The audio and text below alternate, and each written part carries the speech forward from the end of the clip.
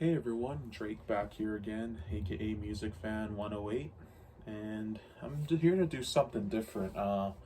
This isn't gonna be a review. Well, it kind of is in a way, but not on a specific album. I'm just gonna do something called this discussion and a little review on some underrated albums, in my opinion. On these albums, I feel are not talked about as much as other albums by these bands, or not considered classic or even great by the critics and mainstream world, really. But I feel these albums are, I'm going to talk about them and, pretty much say my thoughts on them, and, you know, and talk about why I feel it's underrated. And, this album I'm gonna talk about right here is always been a favorite of mine ever since I was a kid. Ever since I heard it, it's even my dad loved this album too. My brother too loves it, and I've always loved it. And you know, it doesn't get talked about much by the. I see lots of fans. Then there's some fans that are hardcore that love this album too. But of course, this album, you're never going to hear a song from it on the radio or at all. And I'm talking about AC/DC's Flick of the Switch. Yeah, in my opinion, this is an underrated album for sure. This is one of my favorite AC/DC albums, always has been. This was released in 1983 after the big three successful Mutt Lange albums.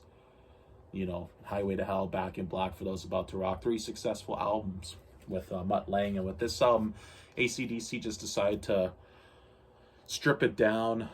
The roots, went back to the rawness, the early production they had on the first few early albums, like High Voltage, TNT, and, Let There Be Rock.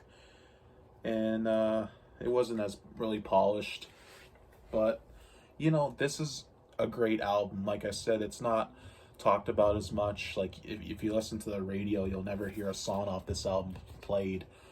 You are always going to hear Back in Black, Highway to Hell, Shook Me All Night Long, TNT, and all those songs, of course. But this album, I feel, kind of got overlooked because it just wasn't as successful as the previous three before it, and there was no big hit single off it, really. Like the singles were Flick of the Switch, Nervous Shakedown, Guns for Hire, great songs, but they didn't become huge mainstays in the set list, radio hits, so. But this is an underrated album, in my opinion. If you love AC/DC and if you haven't heard this album, you need to check it out because it's a great album. Rising Power is a great song. Even though, in my opinion, I think Rising Power wasn't a good opener for the album, but it's still a good song. I think Flick of the Switch, the title track, should have been the opener, in my opinion. That works better as an opener, as the first song. And This House is on Fire is a good song too, underrated. That one they did play live on the tour for this. And then Flick of the Switch is a great song, the title track. Nervous Shakedown, that's my favorite song on the album. There's a video for that, and Flick of the Switch, and Guns for Hire, which is on the Family Jewels DVD. You can get the two on the main one. You can get two videos for that, and then the Guns for Hire one is on the. Oh, sorry about that. Guns for Hire one is on. The Backtracks box set, like Family Jewels Disc 3 is on there, and it brings that one. So Landslide's another, as a fast, great song, kind of like a Let There Be Rock, beating around the bush, kind of, fast rocker. Bedlam in Belgium's another underrated song. That's actually about a true event that happened at a show they did in Belgium in the Bon Scott era. They went past the 11 o'clock curfew, and then it became a riot, and they shut the power off on AC/DC. And then I think I heard Cliff hit a cop with his bass, and this song was about that. So yeah, Badlands, Brain Shake, I mean, this album is great. I love every track on this album except for Deep in the Hole is probably my least favorite, but that's still a good song. I really like it, and like I said, it was just produced by AC/DC themselves. So, but yeah, this album is you know, is an underrated classic in my opinion. Like when I don't listen to Bon Scott era AC/DC, which is my favorite. Um, I sometimes I put this song first because I love this album so much before I listen to Back in Black and For Those About to Rock, and you know, because I love those two. Those, like, my favorite ones with Brian are Back in Black, For Those About to Rock, and this one. The first three Brian albums are my favorites, and sometimes I go to this one first when I do it because it's just a great album. I think it sounds good, and it's an overlooked classic in my opinion. It's a great underrated album. But Flick of the Switch. If you haven't heard it, check it out. It's good. And next up is another underrated album that doesn't get talked about too, but by this band. But I've seen some fans I've seen some fans like me that love this album too, and I'm like, hell yeah, you know, because this one's always been one of my favorites by this band too. And the album I'm talking about is Night in the Ruts. Night in the Ruts by Aerosmith. And this is a great album too. There's the cover. They're in like a rock quarry tunnel or whatever. But yeah, I love this album too. This one wasn't kind of like Flick of the Switch for AC/DC. This one was a little rawer than the previous ones. And this one too didn't have much hits, you know, like there's not much mainstays off this album in Aerosmith set list too, and no radio hits on this one too. But I love this album. I love how it sounds, the production. First track, No Surprise, is a great song. Chiquita. Cheesecake's a great song, underrated. Reefer Headed Woman, that's one of my favorite Aerosmith songs. Think About It, it's a great song. The last track, Mia. Remember Walking in the Sand. I mean, this album is great. This one doesn't get talked about much too, of course, but I always had a strong love for this album too by Aerosmith. This is probably my third or fourth favorite Aerosmith album actually, because, you know, I love it.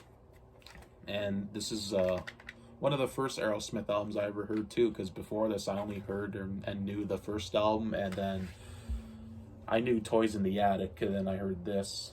So, but my favorite track on this is probably Reefer Headed Woman. I love that song.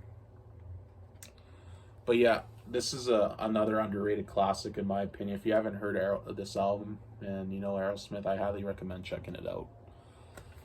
Night in the Ruts by Aerosmith. And this album, next album too, is like with this album, I feel it's underrated, but this album I think mostly I see is like a mixed bag, pretty much, because I see some hate for this album and I see some love for it. I'm one of the ones who loves it, of course, and I think it's an underrated album, and it's up there with what's considered their best material in my opinion. And I'm talking about Dysfunctional by Dokken. This was released in 1995. Pretty much, this is their reunion album. Don Dokken, Jeff Pilson, Mick Brown, and George Lynch. This is when they reunited after they broke up for like 5 years. And this was 1994. Originally, this was going to be a Don Dokken solo album at first, but then Jeff Pilson got involved and started writing with Don Dokken, and it turned into a Dokken album. And then Mick came back right after Jeff, and then soon after George came back, so they all ended up working on it together, and it ended up being a Dokken album. And this album is I always loved it. I think the production's all right, but the songs, in my opinion, are great. Like Inside Looking Out's a good song. Hole in My Head's great. The Maze is a beautiful slow song, in my opinion, beautiful ballad. Too High to Fly is the Probably the best song on here. I love that song. That was the single off this album. And I love it. Nothing Left to Say is another beautiful ballad. Long Way Home's a great song. From the Beginning is a great cover at the end.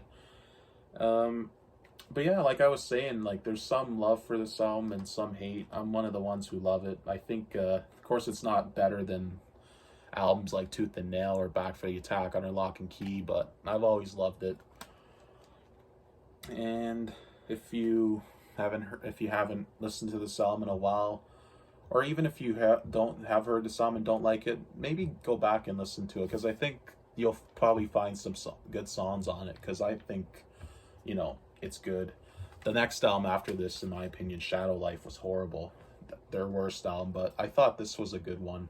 It's underrated in my opinion. So that's Shadow Life by Dokken. And here's another album. Here's another album that, of course, I feel is underrated. This one too doesn't. I feel with this one, people judge it more by the cover than listening to the music. I feel this one most people judge it by the cover than the music, because I'll tell you why. This album I'm talking about is Asylum by Kiss. I've always loved this album, but I feel that people judge it more by the covers because how they look during this time. Like, well, that's not bad, but they don't look too bad there. But during this time for the singles and the videos and the show, they were just kind of were looking ridiculous, in my opinion. They were looking a little glammy, too glittery.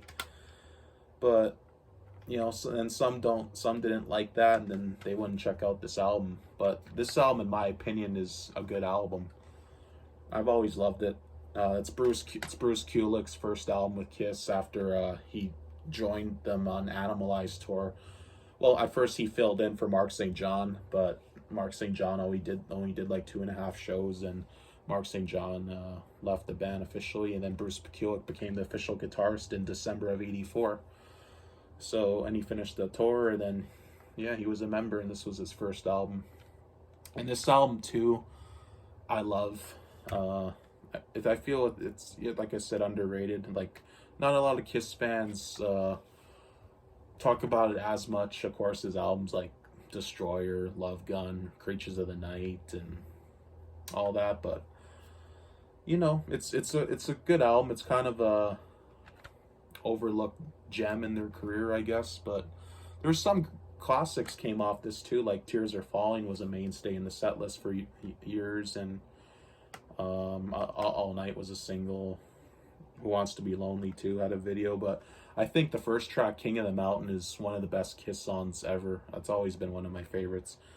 And great intro by Eric Carr.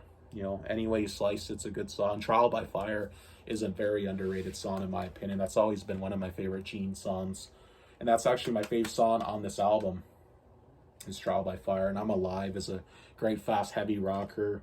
Especially Bruce and Eric Carr shine on that song. Love's a Deadly Weapon's a great song. They demoed that during the Elder period. And it was called just Deadly Weapons then, but it made it to this album.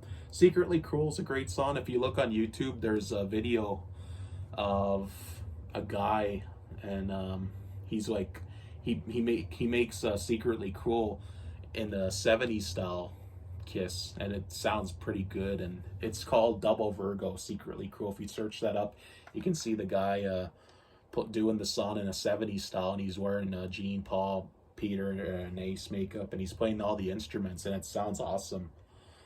Radar for Love. Radar for Love, that's the only song I don't like on this album. I could do without it, but the rest of the songs I love. That's another underrated album. It's Asylum by Kiss, in my opinion. Give it a listen if you haven't heard it. And this album, too, this is the last one I'm going to talk about. And it's Van Halen, A Different Kind of Truth. And as you can see, it's still sealed because I actually have another copy that's opened, but I don't know where it is. It's somewhere in my room here, but my sealed one I saw quick, so I just grabbed this one. But This album came out in 2012.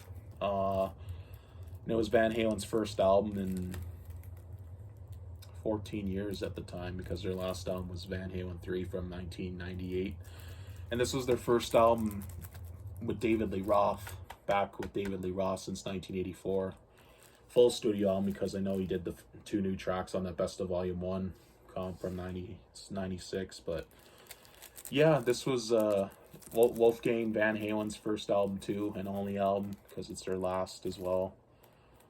But this album, you know, doesn't get talked about as much too by big like Van Halen fans and even the masses, you know. But I love this album, always have. I remember when it came out, I was excited for it, and when I heard Tattoo, the first song, and it was the single too, I was like, fuck, this is a great song, you know, Van Halen's back, you know. And Tattoo, it's a track listing. Tattoo is the first song, and I love it. She's the Woman, the next song's awesome, classic Van Halen. You and Your Blues is amazing. Chinatown is probably my favorite song on this album. Blood and Fire, Bowhead Head, As Is, Out of Space, Stay Frosty's a great song, underrated. Big River. I mean, this album I love. Like, this was my favorite. Of course, this was my favorite Van Halen album since 1984, because I mean, Van Halen with David Lee Roth is my favorite era and part of Van Halen. I mean, I have nothing against the Sammy Hagar era. I do like 5150 and the Fuck album, but you know, Dave era Van Halen with Dave on vocals is the ultimate for me. But, you know, A Different Kind of Truth, I feel, you know, the thing about this, the thing some people don't like about this album, I heard, is that it's mostly, you know, some of it is old demos from back in the day. And some people don't like it for that, and I'm like, well, there's nothing wrong with that, you know? At least the songs came out, you know? Like, and they reworked it a little bit. Like, She's the Woman was a demo from 78, you know? And this one is, it's still kind of the same song, but they reworked it a little bit. But, you know, I don't, that's not a problem for me if they're old material. Like, what matters is, to me, it came out and they're great songs, you know? But yeah, I feel this kind of doesn't get talked about by the critics and the, you know, some Van Halen fans, but I've always loved this album.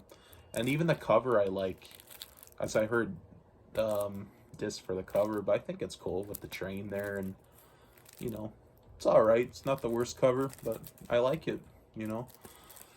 But yeah, A Different Kind of Truth by Van Halen. So, and thank you for watching my video. I hope you all have a good night, and take care, and God bless.